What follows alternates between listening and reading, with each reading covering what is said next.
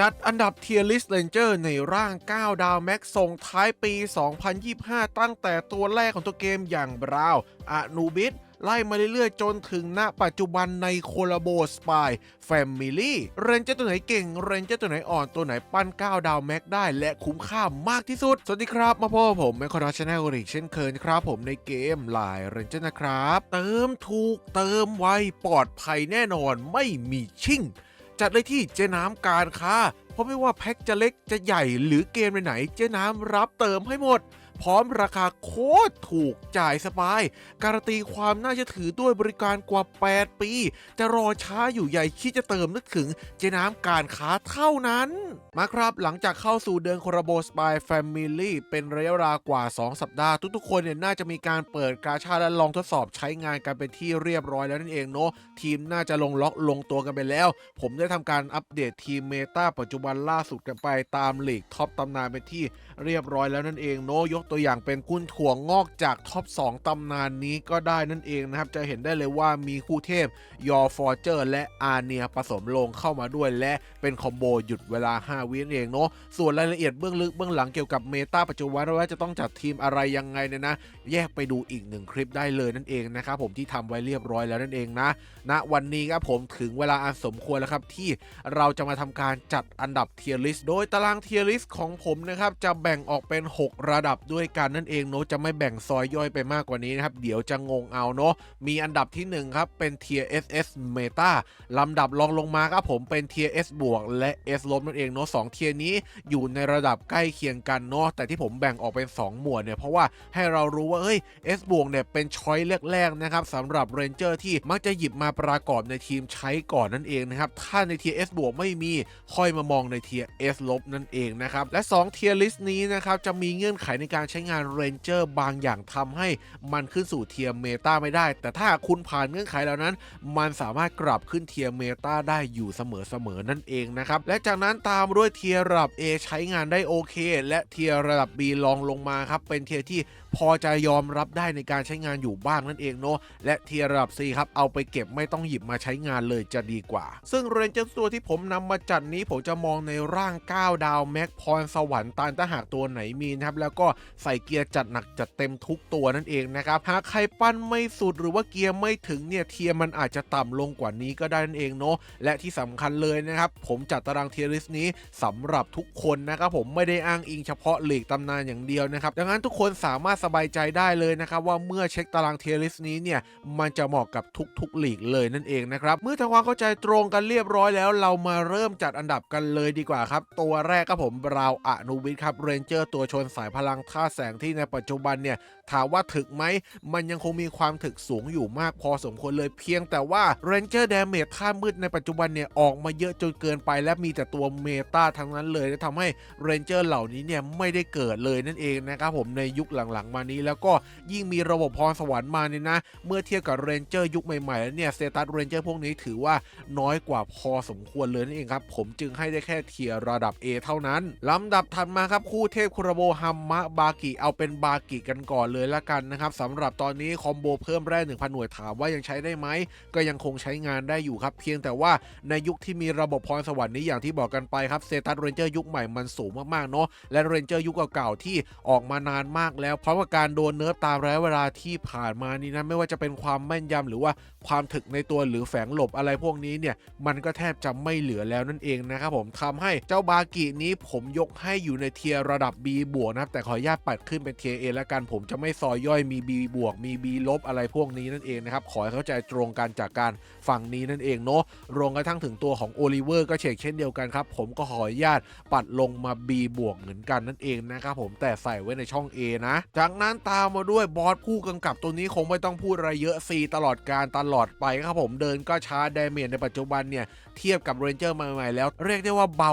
มากๆนะครับยืนก็ไม่ถึกทนมีดีอยู่อย่างเดียวคือคอมโบตัด แร่นั่นเองนะครับดังนั้นแล้วไม่ต้องใช้จะดีที่สุดนั่นเองแล้วถ้ามี Tier F นี่คือให้ Tier F ไปแล้วนะครับถัดมาครับผมเป็นตัวอย่างบาวร็อกกันบ้างครับเรนเจอร์ตัวนี้ผมยังยกให้อยู่ในเทียร์ระดับ SS Meta อยู่ครับหากคุณปั้นสุดไว้แล้วและใส่เกียร์เต็มไว้แล้วเนี่ยมันก็ยังสามารถเป็นดาเมจหลักให้แก่ทีมของคุณได้โดยเฉพาะดาเมจธาตุแสงที่เอามาเคาน์เตอร์ดาเมจธาตุมืดในปัจจุบันกันนั่นเองนะครับเพียงแต่ว่าขอมาร์กดอกจันไว้เล็กน้อยนะครับหากใครที่ยังไม่ได้ปั้น9ดาวแม็กทิ้งเอาไว้เนิ่นนานแล้วเนี่ยนะจะมาปั้นณตอนนี้ผมมองว่าไม่ค่อยคุ้มสักเท่าไหร่นะครับผมมันเตรียมพร้อมที่จะหลุดออกจากทีมได้อยู่ทุกเมื่อนั่นเองนะครับเพราะผมมั่นใจว่าทุกคนใช้งานมันเนี่ยน่าจะรู้สึกเหมือนกันนะครับว่าตัวมันยังคงแม่นยำอยู่แม้จะออกมาเนิ่นนานเพียงแต่แลกมากับการที่ดาเมจมันเนี่ยรู้สึกว่าเบาลงอย่างชัดเจนเมื่อเทียบกับเมื่อก่อนที่เราใช้งานกันนั่นเองเนาะต่อมาครับแซลลี่นาฬิกาปู่เรนเจอร์สายพลังธาตุมืดที่เมื่อก่อนเนี่ยเรียกได้ว่าเอามาคอมโบหยุดเวลา5 วิได้อย่างดีเลยนั่นเองเนาะ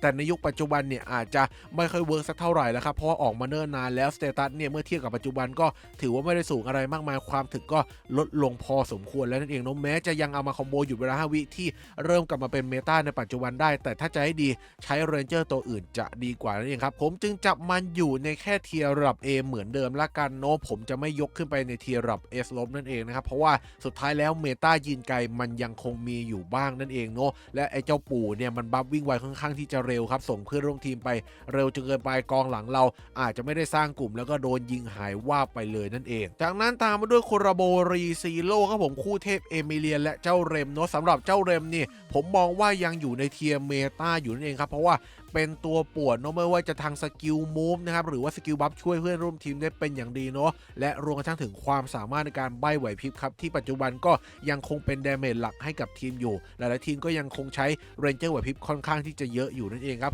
ผมก็เลยขออนุญาตไม่ลดเทียร์เมตาลงมาในเทียร์ระดับ S บวกแล้วกันนั่นเองเนาะแม้จะมีเจ้ายอมาแทนที่แต่ยังทดแทนไม่ได้ 100% นั่นเองส่วนเจ้าเอมิเลียนะครับตั้งแต่ออกมาแล้วก็โดนเอาพลังแสงครีออกไปนะมันก็ดาเมจเบาลงอย่างเห็นได้ชัดเลยครับปัจจุบันเนี่ยหลักๆเลยคือเอามาป่วนใบในสกิลดาเมจของเขาเนาะแล้วก็บัฟช่วยเพื่อนร่วมทีมได้เป็นอย่างดีเท่านั้นนั่นเองครับแต่ยังโชคดีครับที่ตัวมันเนี่ยมีความสามารถในการสตันปั่นป่วนศัตรูที่เป็นสายของวัยที่เริ่มนิยมใช้ในปัจจุบันกันนั่นเองครับผมก็เลยยกให้มันในเทียร์ระดับ S ลบไปตามมาด้วยไวท์เคฟซูชิครับเรนเจอร์ท่านมืดจากฮาราวีเป็นดาเมจเมื่อตัวแรกของเกมเลยก็ว่าได้แต่แลกมากับการที่ตัวมันเปราะบางมากๆยืนไม่อยู่ครับต้องพึ่ง last attack กันเป็นหลักนั่นเองเนาะแฝงหลบในตัวมันก็ไม่ได้สูงอะไรมากมายนักนะครับแม้จะมีอัปเกรดท่ามืดมาช่วยมันก็อาจจะไม่ได้ทำหน้าที่ได้ดีขนาดนั้นนั่นเองครับผมฉะนั้นแล้วยกให้เทียร์ระดับ B เท่านั้นเองต่อมาในช่วงครบรอบเรนเจอร์แสงมืดออกมา2ตัวครั้งสุดท้ายเป็นบราวน์มายากลแล้วก็โคนี่สล็อตเนาะสำหรับโคนี่สล็อตนี้ผมยังยกให้ในเทียร์เมตาตลอดมาและตลอดไปณขณะนี้นะเพราะว่านิเมชั่นการบกพัดที่ค่อนข้างรวดเร็วแถมสตันได้ยกแผงค่อนข้างอยู่ในระดับเวอร์ของมันเนี่ยนะมันก็ยังคงติดเทียร์เมตาอยู่เพียงแต่ว่าบางทีมเนี่ยที่เห็นมันหลุดออกไปนะครับก็อาจจะเป็นเพราะว่าที่มันเต็มนะครับผมอยากได้เน้นไปทางคอมโบเมตาในปัจจุบันมากกว่ามันก็เลยต้องถูกถอดออกจากทีมไปนั่นเองครับผมส่วนเจ้าบราวน์มายากลนี่คงไม่ต้องพูดอะไรเยอะมันคล้ายๆกับบราวน์อานูบิสนะครับผมก็ไปอยู่ด้วยกันนั่นแหละเทียร์ระดับ A ไปและลำดับต่อมาครับผมเป็นโคราโบแอคแท็กออนไททันไฟนอลซีซั่นครับสำหรับเจ้าเอเลนแม้มันจะมีหยุด5 วิและเป็นตัวกระโดดข้ามตัวแรกๆที่ติดเมตามาอย่างยาวนานเลยนั่นเองโน้ตแล้วก็มีความถึกพอสมควรแต่เมื่อเทียบกับเซตัสเรนเจอร์ในยุคปัจจุบันแล้วถือว่าห่างชั้นมากๆครับผมแล้วก็ความถึกของมันเนี่ยไม่ได้มีมากเหมือนเมื่อก่อนแล้วนั่นเองครับผมทำให้มันยืนไม่ค่อยจะอยู่สักเท่าไหร่นะครับผมก็เลยยกให้มันได้แค่เทียร์ระดับ A เท่านั้นเพราะอย่าลืมนะครับว่าเรนเจอร์อย่างมูลกับปะมันค้ำทางครีอยู่เนาะถ้าเรนเจอร์ตัวชนปัจจุบันที่ไม่มีเฮือกสุดท้ายเนี่ยมันอาจจะยืนได้ไม่นานมากนักนะครับส่วนคู่หูของเจ้ารีไวครับสายว่องไวท่าไฟตัวนี้สามารถทำดาเมจได้แต่หวังพึ่งดาเมจไม่ได้ดีมากมายนักนะครับแต่ว่ายังดีที่มันมีบัฟวิ่งไวช่วยส่งเพื่อนร่วมทีมในการบัฟจังหวะที่2นั่นเองเนาะและมาพร้อมกับคอมโบหยุดเวลา5 วิเหมือนกันนั่นเองครับมันก็เลยเป็นช้อยสำหรับคนที่ปั้นมันแม็กเรียบร้อยแล้วก็ไม่มีตัวหยุด5 วิตัวอื่นจะให้เลือกใช้มากมายนะก็เลยหยิบมันมาลงสนามได้เหมือนกันนั่นเองครับเทียร์ระดับ S ลบไปและในเดือนเดียวกันตามมาด้วยแซลลี่พูดบินคริสต์มาสนะครับเรนเจอร์ตัวนี้หลักๆเลยเนาะมันเป็นสายพลังอาจจะไม่ได้มีจุดประสงค์ในการเอามาตีป้อมศัตรูได้อย่าง อย่างรวดเร็วเนาะเพราะว่าดาเมจมันเนี่ยอาจจะไม่ได้สูงอะไรมากมายนักตามสเตตัสของเรนเจอร์สายพลังนั่นเองเนาะหลักๆเลยครับเอามาปั่นป่วนในการใช้ในกิลวอร์เพื่อเสกภาคพื้นให้เป็นรูปต้นไม้คริสต์มาสเท่านั้นนั่นเองครับผมดังนั้นแล้วผมเลยยกให้ได้แค่เทียร์ระดับ S ลบเท่านั้นส่วนมูนไดเอทนี้ที่ออกมาเคาน์เตอร์แซลลี่บินคริสต์มาสนะครับมันเป็นเรนเจอร์ท่าแสงโนนและรวมกระทั่งมันออกมาเนิ่นนานแล้วเนี่ยทำให้ตัวมันไม่สามารถกำจัดโคนี่พูดบินคริสต์มาสลงได้อย่างรวดเร็วนั่นเองครับต้องอาศัยเวลาค่อนข้างที่จะนานหลักๆเลยคือเอามายื้อผลักกระเด็นออกไปแล้วให้มันบินมาหาป้อมเราช้าลงนั่นเองโนนแล้วก็ต้องพึ่งภาคพื้นเนี่ยให้จบป้อมเร็วก่อนที่มันจะมาตีป้อมเราแตกนั่นเองครับเรียกได้ว่าเป็นจุดอ่อนของทีมหยุดเวลา5วิเลยนั่นเองครับผมหลักๆก็เลยไม่นิยมหยิบมาใช้แล้วในปัจจุบันครับผมถ้าเป็นไม่ได้ก็ไปหยิบตัวของบอสผู้การจะดูดีมากกว่านั่นเองครับมันก็เลยได้แค่เทียร์ระดับ S ลบไปต่อมาครับผมมูนเยลลี่ครับเรนเจอร์ตัวนี้เป็นตัวที่มีลำนำทีละ1ตัวบวกกับการสตันแถมมาเล็กน้อยนะครับผมแต่มันเป็นเรนเจอร์ยุคเก่าเซตัสก็ค่อนข้างน้อยแถมบางก็บางนะผมใช้งานจริงไม่ได้แล้วครับสำหรับใน PVP ฉะนั้นเทียร์ระดับ C ไปจากนั้นตามไปด้วยโคราโบสลามซีซั่นที่2ครับคู่เทพริมูรุแล้วก็ดีอาโบนั่นเองเนาะตั้งแต่ออกมาใหม่ๆเนี่ยเรียกได้ว่าชื่อเสียงไม่ค่อยจะดีสักเท่าไหร่นะครับเพราะว่าตัวมันเนี่ยดาเมจก็เบาเนาะยืนถึกก็ไม่ได้ยืนถึกสักเท่าไหร่นั่นเองครับทำให้การใช้งานไม่ค่อยดีมากมายนั่นเองเนาะแม้จะมีคอมโบเพิ่มแร่ 1,000 หน่วยและตอนนี้ยิ่งเป็นคอมโบอยู่เวลา5วิกำลังกลับมาและพันหน่วยเริ่มจะเฟดหายไปเนี่ยการใช้งานของมันในปัจจุบันแม้จะใส่สุดเกียร์ใส่สุดเรนเจอร์9ดาวแม็กแล้วก็ตามแต่นะบอกตรงๆเลยจากที่ผมใช้อยู่ทุกวันนี้ก็พอจะใช้ถูไถได้อยู่ครับแต่ว่าถ้ามีตัวอื่นให้เลือกใช้ตัวใหม่ๆจะดีมากกว่านั่นเองนะครับดังนั้นแล้วเทียร์ระดับ B ไปทั้ง2ตัวเลยและในช่วงครบรอบก็ผมออกเรนเจอร์แซลลี่พิชเชอร์มาครับตัวนี้บอกได้เลยว่าปัจจุบันแม้มันจะไม่มีทะลุอมตะก็ตามแต่ครับแต่ว่าแฝงแม่นในตัวมันเนี่ยค่อนข้างที่จะสูงนั่นเองเนาะแล้วก็มีจุดเด่นทางด้านของการสตันบวกกับกระเด็นถอยหลังอยู่ในสกิลเดียวกันนั่นเองครับทำให้การใช้งานของมันเนี่ยพอจะดูดีอยู่บ้างแถมมันยังมีตัวของร่างโคลน plus ด้วยนั่นเองนะครับทำให้ปล่อยตัวข้างเร็วนั่นเองเนาะชดเชยจากความตายง่ายของมันนั่นเองครับดังนั้นแล้วผมก็เลยยกให้มันอยู่ในเทียร์ระดับS ลบไปต่อมาคู่เทพโอเวอร์ลอร์ดท่านไอและอัลเบโดผมตอนออกมาใหม่ๆนี่โคตรเก่งนะครับเพราะว่ามันมีแฝงครีอยู่ในตัวด้วยแต่พอถูกถอดแฝงครีออกไปนะท่านไอและอัลเบโดก็ตกต่ำลงทันทีครับผมแต่ว่าหากใครปั้นก้าดาวแม็กแล้วใส่เกียร์สูตรให้มันเนี่ยยังพอจะใช้งานในปัจจุบันได้อยู่บ้างนั่นเองครับพอยอมรับได้ผมก็เลยให้ได้แค่เทียร์ระดับ B ทั้ง2ตัวนั่นเองเนาะแต่อัลเบโดจริงๆเนี่ยมันยังมีความถึกความทนอยู่บ้างครับแล้วก็ปั่นป่วนกระโดดข้ามได้อยู่บ้างเล็กน้อยเองเนาะผมอาจจะให้สัก B บวกเนี่ยโอเคอยู่นั่นเองและถัดมาครับผมเป็นตัวกันบินอย่างมูนไอซ์ฮอกกี้ครับที่เป็นเรนเจอร์ท่าแสงแล้วก็เน้นตีปกติทางคริใส่ตัวบินซะมากกว่าเนาะปัจจุบันเนี่ยบอกได้เลยว่าตัวมันเก่ามากแล้วเนาะมันก็เลยอาจจะยืนไม่ค่อยอยู่ครับบวกกับการที่ดาเมจมันอาจจะสเตตัสไม่ได้สูงมากมายก็เลยอาจจะเอาบินเนี่ยลงได้ยากมากครับผมหลักๆเอาไปใช้ในกิลวอร์จะเก่งมากกว่าใน PVP นั่นเองครับผมก็เลยยกให้ได้แค่เทียร์ระดับ A ตามไปด้วยบราวน์ไกทองครับเป็นเรนเจอร์ยืนไกลตัวแรกหลังจากที่หนอนแสงถูกเนิร์ฟลงไปนั่นเองนะครับผมและใช้งานได้จริงด้วยครับในปัจจุบันเนี่ยมีเกียร์มาเสริมครับไม่ว่าจะเป็น damage n percent อัปเกรดท่านหรือว่าเจาะทักษะและแถมตัวมันยังมีคอมโบตัดแร่ให้เลือกภายในตัวหรือจะเป็นลาสแท็กก็ไม่เร็วเหมือนกันนะครับทำให้การใช้งานมันเนี่ยค่อนข้างดูดีพอสมควรเป็นช้อยรองให้เอามาใส่ในทีมได้เองเพียงแต่ปัจจุบันเนี่ยคอมโบตัดแร่และ 1,000 หน่วยเริ่มจะเฟดหายออกไปแล้วนะครับผมการใช้งานมันก็เลยอาจจะไม่ได้ดูดีมากมายขนาดนั้นครับผมก็เลยขออนุญาตลดลงมาอยู่ในเทียร์ระดับ S ลบนั่นเองซึ่งเป็นมุมมองในลีกสูงนะครับแต่ว่าถ้าลีกคุณเนี่ยอยู่ในระดับกลางๆนะครับผมก็จะยกให้อยู่ในเทียร์ระดับ S บวกแล้วกันเนาะสำหรับลีกเฉลี่ยนะมันยังเป็นตัวที่ดูดีมากเพราะว่าอย่างน้อยมันก็ยืนข้างมูลกับปะที่มีบัฟคิส่งเสริมให้ตัวมันเนี่ยตีคริคู่กับมูลกับปะได้รุนแรงมากขึ้นนั่นเองแต่ใครที่คิดจะปั้นมันขึ้น9ดาวแม็กนะขณะนี้ผมมองว่าไม่ค่อยคุ้มสักเท่าไหร่เนาะไปเลือกเรนเจอร์ตัวอื่นจะดีมากกว่านั่นเองนะครับต่อมาครับโคโรโบม็อบไซโคร้อยครับเจ้าชิเงโอตัวนี้ก็เป็นดาเมจไม้ที่ยังคงพอจะใช้งานได้อยู่แต่ว่าไม่ได้ดีอะไรมากมายนักแล้วเนาะเพราะว่าเซตัสเรนเจอร์มันเก่าแล้วนะครับแล้วก็ความแม่นของมันก็ลดน้อยลงตามการเวลาที่ผ่านมาเองครับผมก็เลยยกให้ได้แค่เทียร์ระดับ A เนาะอาจารย์เรเกนก็เฉกเช่นเดียวกันครับตั้งแต่ออกมาใหม่เนี่ยความถึกความทนมันก็ไม่ค่อยสมกับเป็นสายพลังสักเท่าไหร่นั่นเองนะครับได้แค่เทียร์ระดับ B เท่านั้นต่อมามูลหุ่นไล่กาครับเรียกได้ว่าเป็นมูเยลลี่เวอร์ชันอัปเกรดเลยก็ได้เพราะว่ามันมีส่วนเสริมทางของการโคลนเพื่อนตัวแรกของเกมเลยนั่นเองเนาะแต่ว่าโอกาสการติดมันไม่สูง สูงมากนะครับเพราะว่ามันไม่ใช่มี plus อยู่ต่อท้ายนั่นเองหลักๆมันเหมาะกับการใช้งานในกิลด์วอร์มากกว่าที่ปล่อยตัวมาไม่ได้เยอะมากมายนักลำนำได้นิดๆหน่อยๆก็มี impact กับเกมแล้วแต่ใน PVP มันไม่ใช่ไงมันปล่อยมาเป็นฝูงเป็นขโยงนะครับผมการลำนำทีละตัว2ตัวเนี่ยนะมันไม่ค่อยมีประโยชน์อะไรสักเท่าไหร่เองเนาะแม้มันจะปล่อยตัวมาเยอะก็ไม่ไหวที่จะสู้กับฝ่ายตรงข้ามในการป่วนนั่นเองครับดังนั้นแล้วได้แค่เทียร์ระดับ C เท่านั้นจากนั้นตามมาด้วยโคราโบโตเกียวรีเวนเจอร์รอบที่1ครับทาเคมิจินี่เรียกได้ว่าเป็นดาเมจธาตุไฟที่ต้องใส่หัวแล้วครับหลักๆคือพอจะใช้งานได้อยู่บ้างโน้นแล้วก็เอามาควรเพื่อเล็กๆน้อยๆเท่านั้นเองครับแฝงหลบก็ไม่ได้สูงอะไรมากมายเทียร์ B ไปละกันส่วนคู่เทพอีกตัวอย่างไมกี้ธาตุไม้ร่างแรกนะครับต้องยอมรับกันตามตรงเลยว่าตัวมันมีคอมโบหยุดเวลา5 วิ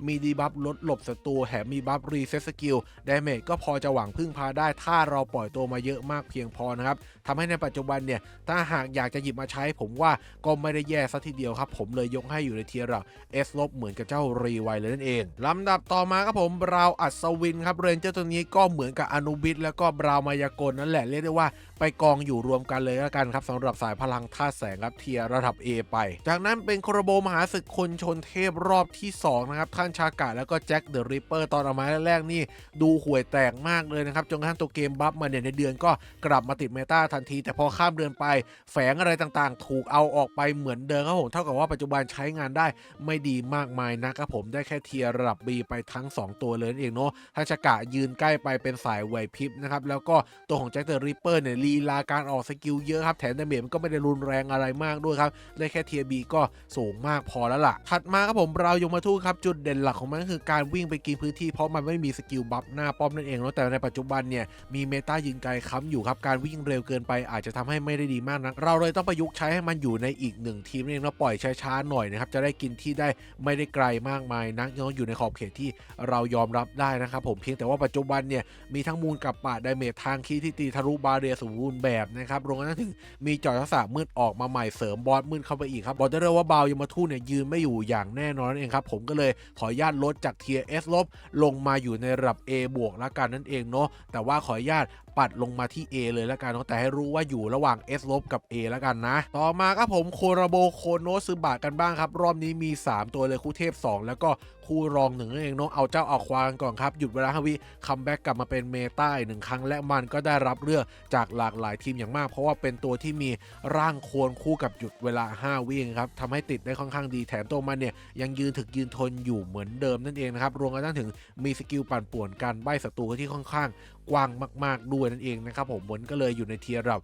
เมตาอย่างไม่ต้องสงสัยต่างกับเมกูมินที่ตอนแรกออกมาเนี่ยโอ้โหยืนไกลมากๆนะครับ500 จุดและเป็นดาเมจธาตุไฟที่รุนแรงมากนะครับผมแต่ในปัจจุบันเนี่ยจากการที่มีเรนเจอร์ยิงข้ามกลุ่มหลังแฝงหลบไม่ได้สูงอะไรมากมายนะครับมันก็เลยอยู่ในเทียร์เมตาอีกต่อไปไม่ไหวแล้วครับผมลงไม่ได้แค่เทียร์ระดับ S บวกเท่านั้นเป็นทางเลือกให้ผู้เล่นมากกว่านั่นเองเนาะเพราะอย่างน้อยมันก็ยังคงมีหยุดเวลา5 วิครับปัจจุบันไม่ได้มีให้เลือกมากมายนักสามารถเอามันไปประกอบลงในทีมได้อยู่บ้างนั่นเองส่วนคู่รองของเจ้าดาร์กเซตนี่ตัวนี้ไม่ต้องพูดถึงเลยครับปัจจุบันแม้มันจะผ่านมาเนิ่นนานแล้วคู่รองตัวนี้ก็ยังคงถึกทนอยู่มากๆในร่าง9ดาแม็กใส่เกเต็มๆเนาะแต่ว่าก็มีข้อดีอยู่อย่างเดียวเท่านั้นแหละครับแต่ปัจจุบันเนี่ยต้องการเรนเจอร์ที่มีความครบเครื่องอย่างมากเนาะมันก็เลยอยู่ได้แค่เทียร์ระดับ B เท่านั้นต่อมาโคนี่พูดบินคริสต์มาสครับตัวนี้คงไม่ต้องพูดอะไรเยอะเนาะเทียร์เมตาอย่างไม่ต้องสงสัยเลยครับเป็นตัวบินตัวแรกที่หลายคนจะปั้น9ดาแม็กและยังคงนึกถึงนั่นเองเนาะถามว่าตอนนี้ยังปั้นได้ไหม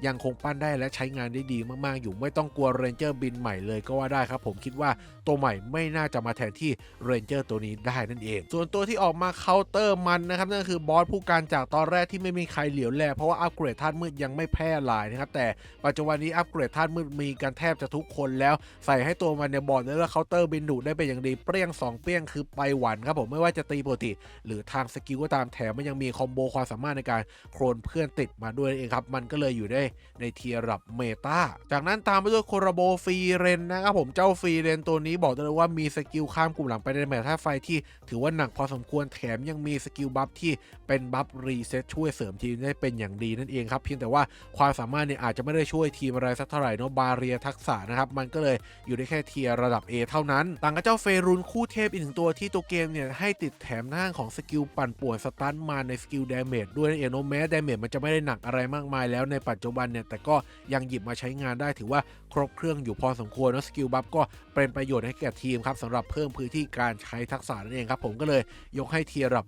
S ลบละกันส่วนคู่รองเจ้าสตาร์กนี่คงไม่ต้องพูดอะไรเยอะเนาะเหมือนกับดาร์กเน็ตเลยครับเน้นถึกอย่างเดียวเลยเนาะปัจจุบันก็ยังคงถึกอยู่หากใครปั้นสุดไว้ตั้งแต่เมื่อชาติปางก่อนนั่นเองนะครับก็เลยได้แค่เทียร์ B ไปต่อมาครับซากุระมิกุเรนเจอร์แจกฟรีในช่วงครบรอบ10 ปีที่ผ่านมาปีที่แล้วนั่นเองเนาะตอนออกมาแรกๆนี่สามารถใช้งานได้จริงนะแต่พอผ่านเดือนมาแล้วเนี่ยสุดท้ายมันก็เป็นเพียงแค่เรนเจอร์แจกฟรีค่าแฝงอะไรไม่ได้สูงมากมายนักใครที่ปั้น9ดาวแม็กไว้ได้ในช่วงแจกฟรีนั้นเนี่ยก็ยังพอจะหยิบจับมาใช้งานได้อยู่ครับได้แค่เทียร์ระดับ B ไปนั่นเองและอีกหนึ่งตัวที่ออกคู่กันมาครับผม Fairy Idol ธาตุแสงครับมีจุดเด่นหลักก็คือคอมโบไฮบริดระหว่างคอมโบตัดแร่และหยุดเวลา5วิแต่ตัวมันเนี่ยน่าจะเป็นเรนเจอร์ที่ติดหยุดเวลา5วิน้อยที่สุดแล้วนั่นเองครับผมแถมความเปราะบางค่อนข้างที่จะสูงดาเมจก็ไม่ได้หนักอะไรมากมายหลักๆเลยคือเอามาขัดฮิลฝ่ายตรงข้ามซึ่งก็ไม่ได้จำเป็นอะไรมากมายขนาดนั้นเพราะว่าดาเมจในปัจจุบันทุกคนน่าจะรู้อยู่ว่าพวกมูลกับป่าบอสมืดมันยิงแรงขนาดไหนไม่ต้องพึ่งแล้วครับขัดฮิลอะเปรี้ยงเดียวยังไงก็ไปหวันมันก็เลยไม่ค่อยมีประโยชน์ใช้งานในปัจจุบันสักเท่าไหร่นั่นเองครับได้แค่เทียร์ระดับ A ไปก็เหลือเฟือถัดมาบราวน์3หางเสือที่ออกมาจับคู่กับ Fairy Idol ครับบอกได้เลยว่ามีจุดเด่นเดียวเลยนั่นเองเนาะก็คือลดต้านศัตรู 60% ที่ทะลุอมตะนั่นเองเนาะนอกเหนือจากนั้นไม่มีอะไรดีเหมือนกับ Fairy Idol เป๊ะๆเลยนั่นเองเนาะเพราะว่าตัวมันค่อนข้างเปราะบางครับไม่ได้เข้าตำแหน่งแน่นอนในปัจจุบันแถมโดนป่วนข้างที่จะง่ายด้วยเองครับมันก็เลยอยู่ได้แค่เทียร์ระดับ C เท่านั้นครับเอาไปเก็บเลยจะดีกว่าจากนั้นตามมาด้วยโคราโบเกิดชาตินี้เพียงเทพซีซั่นที่2นั่นเองเนาะคู่เทพรูเดียสและฟิตนะครับสำหรับเจ้ารูเดียสนี่บอกตามตรงเลยว่ายังเป็นดาเมจไม้หลักที่แข็งแกร่งมากที่สุดพร้อมกับการมีหยุดเวลา5วิแล้วก็สกิลปวดใบในตัวนั่นเองนะครับผมเป็นช้อยแรกที่หลายคนยังเอากลับมาติดทีมอยู่เสมอในปัจจุบันนี้นั่นเองนะครับผมต่างกับคู่เทพอีกหนึ่งตัวอย่างเจ้าฟิตนี้เลยนะครับหลักๆเลยคือเราเอามามูฟศัตรูเพราะว่ายังมีแฝงแม่นอยู่ในตัวเนาะแล้วก็ใช้คอมโบหยุดเวลา5วิที่ตัวมันเนี่ยยังมีแฝงหลบแฝงความถึกอยู่บ้างเล็กน้อยนั่นเองนะครับผมส่วนเรื่องดาเมจหวังพึ่งพาอะไรไม่ได้สักเท่าไหร่ครับผมถ้ามีตัวอื่นไปหวังพึ่งตัวอื่นจะดีมากกว่านั่นเองครับถ้าไม่มีช้อยจะเลือกจริงก็สามารถพอจะหยิบจับมาใช้งานได้อยู่บ้างครับเทียร์ระดับ A ไปต่อมาครับผมโคโรโบดิจิมอนครับหลักๆคู่เทพยังมิไทจิที่คนหยิบมาใช้งานกันเนี่ยไม่ได้เอามายืนถึกยืนทนนะครับเพราะว่าตั้งแต่ออกมาใหม่ๆเนี่ยมันก็ได้มีแฝงถึกอะไรมากมายขนาดนั้นอยู่แล้วเนาะพอข้ามเดือนเนี่ยยิ่งเห็นผลชัดเข้าไปใหญ่เลยครับหลักๆเขาเอามาใช้ทางด้านของการสตันปั่นป่วนจากสกิลของเขารวมถึงความสามารถสตันสายไวพริบปั่นป่วนด้วยนั่นเองนะครับและตัวมันเนี่ยยังมีแถมทางด้านของความสามารถ9ดาวให้เลือกเป็นหยุดเวลา5วิด้วยครับมันก็เลยอยู่ได้ในเทียร์ระดับที่สูงอยู่เหมือนกันเองครับ S บวกไปซึ่งเป็นเวอร์ชันที่ปั้นสุดเกียร์สุดนะครับแต่ว่าถ้าหากคุณไม่สุดเนี่ยนะก็ลดลงมาเทียร์ระดับ S ลบไปได้นั่นเองนะครับโดยจะให้ปั้นตอนนี้ก็บอกได้เลยว่าไม่ค่อยคุ้มสักเท่าไหร่ครับเรื่องเรนเจอร์ตัวอื่นอาจจะดูดีมากกว่าเช่นเดียวกันกับเจ้ายามาโตะที่เป็นคู่เทพอีกหนึ่งตัวเนาะหลักๆในการใช้งานของมันก็คือการที่มีบัฟวิ่งไว 1.9 เท่าส่งเพื่อนร่วมทีมวิ่งไปค่อนข้างที่จะเร็วนั่นเองเนาะแต่ในปัจจุบันเนี่ยมีเมตายืนไกลอยู่ครับมันอาจจะไม่ได้มีประโยชน์กับทีมมากสักเท่าไหร่นั่นเองเนาะทำให้ประโยชน์หลักๆในตัวมันเหลือเพียงแค่สกิลใบปั่นป่วนศัตรูเนาะรวมกันถึงความสามารถในการหยุดเวลา5วิด้วยเองครับมันก็เลยอยู่ได้แค่เทียร์ระดับ A เท่านั้นเพราะอย่าลืมนะครับว่ามันยืนไม่ค่อยอยู่ด้วยนั่นเองนะครับผมอาจจะไม่ได้ถึกทนอะไรสักเท่าไหร่ตามมาด้วยมูลปั่นจักรยานที่มีสกิลฟองสบู่ยกลอยเป็นตัวแรกของเกมนะครับผมตัวนี้บอกได้เลยว่าปัจจุบันก็ไม่ได้แย่ในการใช้งานเลยครับถือว่าครบเครื่องมากๆไม่ว่าจะเป็นสกิลบัฟรีเซ็ตนะครับรวมถึงบัฟเพิ่มระยะยืนให้แก่เพื่อนร่วมทีมโน้นแล้วก็มีสกิลปั่นป่วนยกลอยที่ได้รับการบัฟมาแล้วก็ยังไม่ได้โดนเนิร์ฟลงไปแต่อย่างใดติดค่อนข้างที่จะดีอยู่พอสมควรครับแถมมีโครนเพื่อนด้วยในตัวนั่นเองครับมันก็เลยอยู่ได้เทียร์ระดับ S ลบลำดับถัดมาโคราโบโตเกียวรีเวนเจอร์รอบที่2ซีซั่นที่3นั่นเองนะครับคู่เทพไมกี้น้ำแล้วก็อิสนะว่องไวไฟนะครับผมรวมถึงคู่รองคาคุโจโนะปัจจุบันเนี่ยใช้งานได้ไม่ดีมากแล้วครับก็เลยยกให้เป็นเทียร์ C ไว้ก่อนเลยละกันนะครับผมจากที่ตอนแรกๆออกมาเนี่ยยืนถึกยืนทนแล้วก็ให้วิ่งไปกินพื้นที่ได้เป็นอย่างดีเพราะไม่มีสกิลบัฟหน้าป้อมนั่นเองนะครับแต่ว่าปัจจุบันต้องใส่หัวครับเอาไปเก็บจะดีมากกว่าส่วนคู่เทพอีกทั้ง2ตัวครับเอาอิสนะกันก่อนละกันครับผมเรนเจอร์ตัวนี้บอกได้เลยว่าหลักๆคือมีสกิลสตันอยู่ในตัวครับแล้วก็ความเร็วในการโจมตีค่อนข้างที่จะสูงเท่านั้นนั่นเองเนาะนอกเหนือจากนี้ก็ไม่มีประโยชน์ในการใช้งานอะไรเลยนะครับผมดังนั้นแล้วได้แค่เทียร์ระดับ B ไปนะครับอย่าลืมนะว่าตัวมันค่อนข้างเปราะบางเหมือนกันคล้ายๆกับเจ้ายามาโตะเลยนั่นเองเนาะต่างกับเจ้าไมกี้น้ำผมที่มีความสามารถเป็นร่างโคลนพันแล้วก็กระโดดข้ามกลุ่มหลามพร้อมกับรวดศัตรูดึงไปด้วยนั่นเองเนาะใช้ในการกินพื้นที่ได้เป็นอย่างดีนะครับแล้วก็ตัวมันมีความสามารถ9ดาวให้เลือกเป็นเฮือกสุดท้ายด้วยครับใครไม่มีเรนเจอร์ใหม่อย่างเจ้ายอหรือว่า เดนจิเนี่ยนะก็สามารถเลือกมันกลับมาใช้งานได้หากใครปั้น9ดาวแม็กไว้แล้วนั่นเองครับเทียร์ระดับ S ลบไปจากนั้นตามมาด้วยเดือนที่สุดแสนจะสำคัญที่ออกบอสมืดออกมานั่นเองนะครับผมแล้วก็มีมูนแนมเพอแล้วก็โคนี้เจ้าสาวที่มีบาเรียสมบูรณ์แบบการันตีติด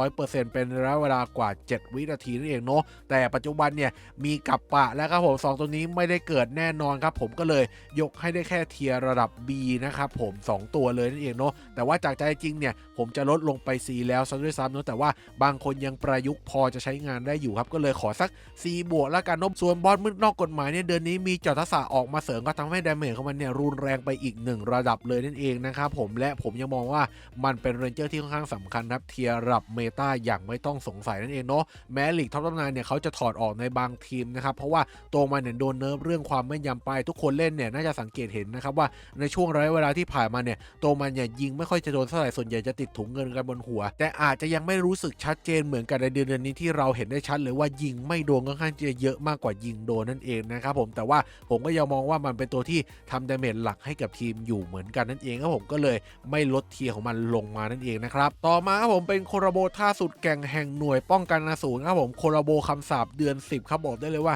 ไม่ไหวจะเคลียร์เหมือนเดิมครับผมเริ่มจากเคียวกะก่อนเลยครับผมมีลดต้านเป็นจุดเด่นแต่ไม่มีทะลุอมตะไม่รู้เอามาทำไมเทียร์ B ไปเลยแล้วกันเนาะตามมาด้วยเจ้าเทนกะครับเรนเจอร์ตัวนี้ก็พอใช้งานได้อยู่บ้างเนาะมีสกิลดาเมจท่าน้ำที่ถือว่าแรงอยู่พอสมควรเนาะหากใครปั้น9ดาวแม็กนะครับแล้วก็มีดาเมจพิษติดตัวด้วยนั่นเองเนาะส่วนสกิลวับก็โอเคพอรับได้ความสามารถก็เป็นบาเรทักษะอาจจะไม่สำหรับสำคัญอะไรแต่ก็ไม่ได้แย่ในการใช้งานครับผมเทียร์ระดับ A ไปแต่ถ้าใครใช้แค่ไฮเปอร์แม็กเนี่ยอาจจะไม่ได้อยู่เทียร์ A นะครับผมก็ลดมาเทียร์ B ได้เช่นเดียวกันส่วนเจ้าชูคู่รองที่บอกได้เลยว่าต่อมาแรกใช้วิ่งกินที่เหมือนบราวยมทูตได้ดีในเมตายัดหน้าป้อมนั่นเองแล้วแต่ปัจจุบันนี้ไม่ไหวแล้วครับผมความเปราะบางเห็นชัดมากๆไม่ต่างกับคาคุโจเลยนั่นเองครับไปกองอยู่ด้วยกันเลยผมใช้9ดาวแม็กอยู่ก็ถอดออกจากทีมไปเรียบร้อยแล้วนั่นเองต่อมาครับผมช่วงฮาโลวีนครับผมลุงเคสเซมบัตหลวงที่มีความสามารถเบอร์เซิร์กเป็นตัวเดียวของตัวเกมเลยนะครับต้องยอมรับตามตรงว่าจุดเด่นหลักของมันมีข้อเดียวเลยคือยืนถึกยืนทนเท่านั้นเองครับแต่ปัจจุบันต้องการเรนเจอร์ที่ค่อนข้างครบเครื่องแล้วก็ถึกพอที่จะรับมูลกับปะไหวด้วยเองเนาะและมันแพ้ทางมูลกับปะแบบสุดๆเพราะเป็นท่าแสงด้วยครับได้แค่เทียร์ระดับ B แล้วก็ตามมาด้วยโคราโบกินทามะนะครับผมคู่เทพสกตะกินโทคิแล้วก็ตัวของคางูระนี้นะครับต้องยอมรับตามตรงว่าปัจจุบันเนี่ยถามว่าเมตาพันหน่วยโดนเนิร์ฟไหมก็ไม่ได้โดนเนิร์ฟครับยังคงติดได้ดีอยู่มากๆเหมือนเดิมเองและตัวมันเนี่ยก็ยังคงใช้งานในการปั่นป่วนสตันได้เป็นอย่างดีครับความถึกก็ยังสูงมากแต่ว่าอาจจะไม่ได้เวอร์วังอลังการเมื่อเทียบกับเรนเจอร์สายพลังในยุคปัจจุบันอย่างเดนจิเป็นต้นหรือว่าคุณยอก็ได้นั่นเองนะครับมันก็เลยอยู่ในเทียร์เมตาอยู่นั่นเองนะครับผมสำหรับคนที่ลีกยังไม่สูงมากไม่ต้องปรับเปลี่ยนตามเมตาปัจจุบันนั่นเองนะหากใครอยู่สูงหน่อยอาจจะลดเทียร์ลงมาสัก S บวกก็พอยอมรับได้อยู่แต่ขอมาร์กไว้นิดหน่อยนะครับตัวมันเนี่ยค่อนข้างที่จะออกสกิลแอนิเมชันนานนะผมไม่เข้ากับเมตาปัจจุบันที่ต้องการสกิลไวๆนะครับผมมันก็เลยอาจจะมีปัญหาตรงจุดๆนี้เล็กน้อยทำให้การเล่นเนี่ยอาจจะไม่ค่อยไหลลื่นดีสักเท่าไหร่ในการช่วยทีมของเรานั่นเองนะครับผมแม้มันจะสตันเวอร์ก็ตามแต่นะครับส่วนคู่เทพอีกตัวอย่างเจ้าคางูระนะครับผมเรนเจอร์ตัวนี้ก็หลักๆเนี่ยถ้าเป็น9ดาวแม็กใส่เกียร์เต็มเนี่ยยังเป็นเดอะแบกของทีมได้อยู่นั่นเองครับผมก็เลยยังให้เทียเมตาอยู่นั่นเองนะครับผมคอโบ 1,000 หน่วยก็ยังคงติดได้ดีอยู่นั่นเองครับเพียงแต่ว่าหากไม่ใช่9ดาวแม็กนะครับผมบอกได้ว่าลดเทียร์ลงไปได้เลยครับ S บวกแน่นอนหรือเป็น S ลบไปเลยก็ได้เองครับเพราะว่าเรื่องหลบเนี่ยแฝงก็ไม่ได้มีอะไรสูงมากมายนะครับหลักๆเลยคือเป็นเรื่องของดาเมจมากกว่าครับที่พึ่งพาจากมันได้อย่างแน่นอนนะครับส่วนคู่รองอย่างชิมปาจิและฮิจิคาตะนะครับบอกตามตรงว่าพอข้ามเดือนมาเนี่ยก็อย่างที่รู้กันนะของการใช้งานอาจจะไม่ได้ดูดีอะไรมากมายขนาดนั้นนั่นเองโน้ตดังนั้นแล้วผมให้เทียร์ C ไปทั้ง2ตัวนั่นเองครับแม้สกิลแล้วมันจะยังดูดีอยู่ครับแต่ใช้งานจริงเนี่ยบอกได้เลยว่าค่อนข้างเปราะบางครับไม่ได้เล่นเข้าตำแหน่งอย่างแน่นอนต่อมาครับผมเป็นช้างบินคริสต์มาสครับตัวนี้เก่งในกิลวอร์มากๆครับเทียร์ระดับ SSS เลยก็ว่าได้ครับแต่ใน PVP ไม่ไหวครับผมมันเป็นเรนเจอร์ไหวพริบที่อาจจะไม่ได้ตีป้อมหนักอะไรมากมายทำให้กดดันทางภาคอากาศได้ไม่ดีมากมายนักนะครับผมก็เลยให้ได้แค่เทียร์ระดับ S ลบไปเท่านั้นและเจมแสงกันบินที่ออกมาเพื่อ เคาน์เตอร์ตัวช้างบินคริสต์มาสนี้ถามว่าปัจจุบันยังใช้งานได้ดีไหมก็ต้องตอบตามตรงว่าใช้ได้ดีมากๆเหมือนเดิมเลยนั่นเองนะครับผมแม้จะไม่ปั้นสุดเนี่ยก็เอาบินดุลงได้ครับขนาดมันเป็นธาตุแสงเหมือนกันนั่นเองเนาะเพียงแต่ว่าปัจจุบันเนี่ยมันเป็นตัวคอมโบตัดแร่นะครับแต่ว่าเริ่มจะหันเหไปทางหยุดเวลา5วิแล้วมันก็เลยถูกคัดออกจากทีมออกไปนั่นเองนะครับเป็นช้อยลองๆมากกว่าครับมันก็เลยลงมาเทียร์ S บวกเท่านั้นนั่นเองเนาะลำดับถัดมาโคราโบสูตรลับตำรับดันเจียนนะครับสำหรับเจ้าไลออสนี่ยอมรับตามตรงเลยว่าอยู่ในเทียร์ A ไปก่อนเลยแล้วกันเพราะว่าตั้งแต่ออกมาใหม่ๆก็ไม่ได้มีความถึกอย่างกับสายพลังเหมือนใครๆเขานั่นเองนะครับหลักๆเลยคือบัฟวิ่งไวเร็วเป็นประโยชน์ในสเตจวิ่งนะครับผมส่วนสกิลบัฟก็ผักกระเด็นรัวๆใช้ได้แหละคล้ายกับบาวมายากลเลยเป๊ะๆนะครับแต่เป็นเวอร์ชันที่โดนเนิร์ฟลงมาแล้วนั่นเองแตกต่างกับเจ้ามาซิลนะครับที่จุดเด่นหลักของมันคือการยิง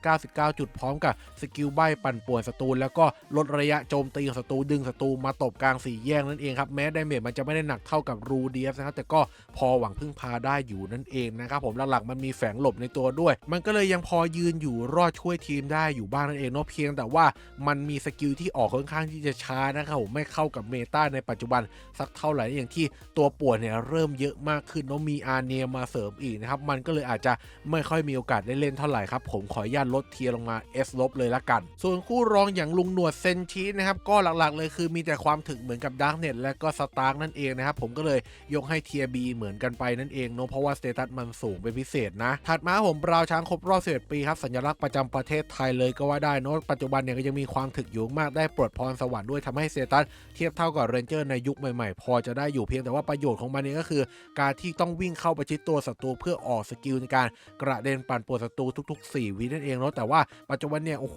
ตัวป่วนเยอะมากๆครับผมโอกาสที่มันจะได้วิ่งเข้าหาศัตรูเนี่ยนะลดน้อยลงไปครับและยิ่งปัจจุบันมีทั้งกับปะนะครับมีทั้งตัวของบอสมืดจอดทักษะเนี่ยไม่ได้ยืนเลยครับสำหรับเรนเจอร์ตัวนี้ผมก็เลยมองว่าขออนุญาตลดจาก S บวกลงมา S ลบเลยละกันนะครับเนื่องจากตัวมันเนี่ยเป็นตัดแร่แล้วก็ร่างโคนพัดอาจจะไม่ค่อยเหมาะกับหยุดเวลา5วิสักเท่าไหร่แล้วนั่นเองเนาะแต่หากใครเนี่ยเล่นคอมโบตัดแร่เพิ่มแร่อยู่มันก็ยังเป็นหนึ่งในตัวเลือกที่ใช้งานได้โอเคอยู่นั่นเองครับจากนั้นตามมาด้วยโคราโบด็อกเตอร์สโตนนะของคู่เทพเซนคูที่ออกมาก๊อปปี้เหมือนกับเจ้าเรมเป๊ะๆเลยเพียงแต่ว่าอาจจะไม่ได้เก่งเท่ากับเจ้าเรมเนาะปัจจุบันถามว่าใช้ได้ดีไหมก็ตอบตรงๆว่าใช้งานได้โอเคมากๆเลยนั่นเองครับใครไม่มีเจ้าเรมเอามาใช้แทนได้ปั่นป่วนความสามารถในการใบ้ใส่ไหวพริบได้เป็นอย่างดีครับแถมสกิลมูฟก็โอเคมากสกิลบัฟก็ไม่ได้แย่เลยนั่นเองครับเทียร์รับ S บวกไปต่างกับคู่หูมันครับด็อกเตอร์เซโนครับเรนเจอร์ตัวนี้บอกตามตรงว่าเป็นเรนเจอร์ที่หาได้ทั่วไปไม่ได้มีจุดเด่นอะไรเป็นพิเศษนะครับผมหวังพึ่งพาดาเมจน้ำได้อยู่บ้างครับแต่ว่าสกิลมันค่อนข้างที่จะ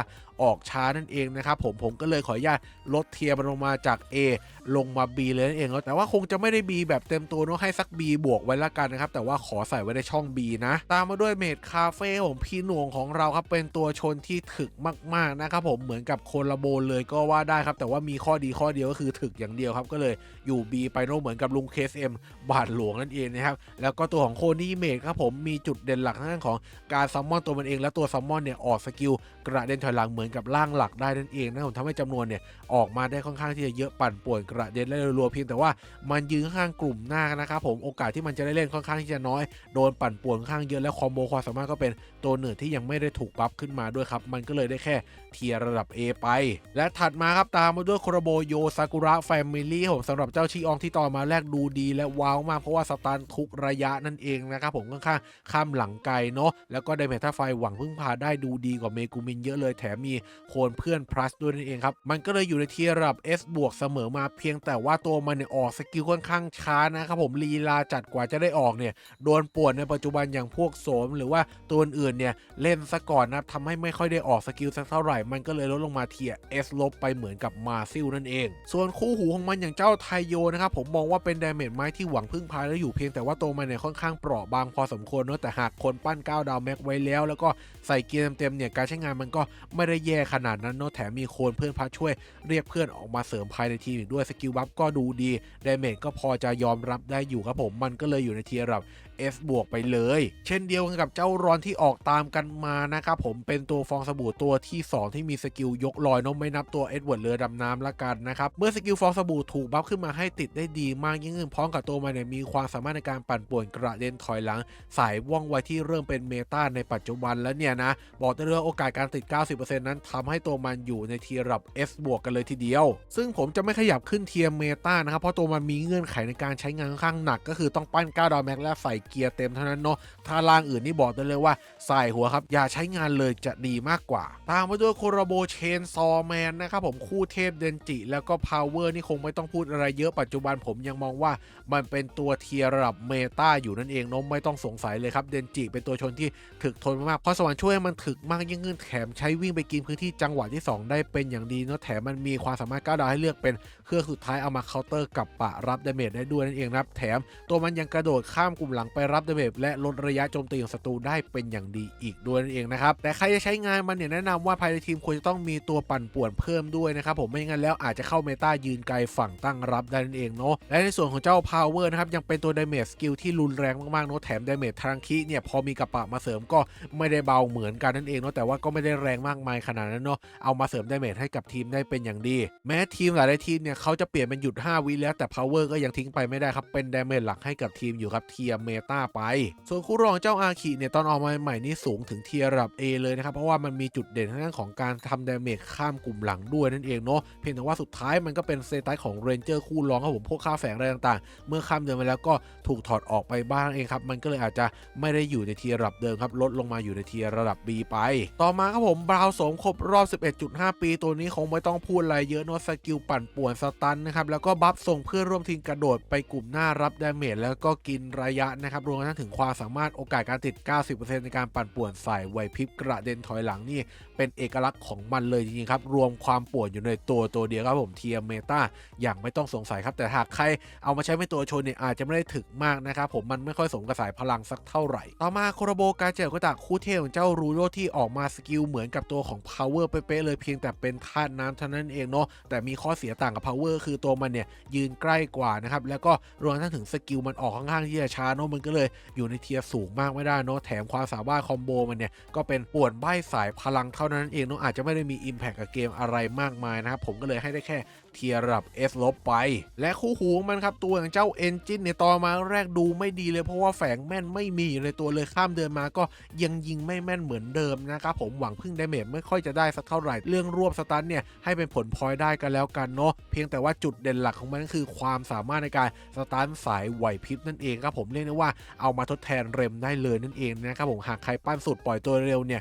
มันก็จะติดความสามารถได้เป็นอย่างดีนั่นเองนะครับแม้มันจะไม่ได้ทำอะไรแต่แค่ปล่อยตัวมันออกมาเนี่ยก็สามารถปั่นป่วนศัตรูได้แล้วครับผมณตอนนี้ค่อนข้างสำคัญมากๆสำหรับเมตาในปัจจุบันที่เน้นในทางปั่นป่วนนั่นเองครับผมก็เลยขออนุญาตยกให้จาก S ลบขึ้น S บวกเลยนั่นเองนะซึ่งหากใครปั้นไม่สุดเกมไม่สุดเนี่ยมันอาจจะลงมาในระดับ S ลบนั่นเองเนาะและใครที่ไม่สนใจดาเมจอัปเกรดท่าเนี่ยนะแนะนำว่าใส่แม่นยำท่าจะดีกว่าเนื่องจากความไม่แม่นในตัวมันนั่นเองเนาะแต่ยังดีที่ตัวมันเนี่ยมีแฝงถึกอยู่พอสมควรครับทำให้หลบแล้วก็ยืนช่วยทีมได้เป็นอย่างดีส่วนคู่รองเจ้าริโยนี่เรียกได้ว่ายืนถึกยืนทนไม่ต่างกับสตาร์คดังเน็ตเลยนะครับผมแถมมีคอมโบความสามารถในการปั่นป่วนกระเด็นถอยหลังสายว่องไวแม้จะไม่ใช่แบบพลัสที่โอกาสการติด 90% ติดเพียงแค่ 50% เท่านั้นแต่ว่ามันก็ยังดีกว่าไม่มีอะไรเพิ่มเติมเลยนั่นเองครับผมก็เลยยกให้ในเทียร์ระดับ B บวกแต่ว่าใส่ไว้ในช่อง B แล้วกันนะและต่อมาในเดือนที่แล้วครับมูลกับปะนะผมตัวนี้คงไม่ต้องพูดอะไรเยอะเทียร์เมตาอย่างไม่ต้องสงสัยเลยนะครับไม่ต่างกับบอลมืดต่อออกมาใหม่ๆเลยเนาะแต่มีเอกลักษณ์ที่ต่างออกไปก็คือ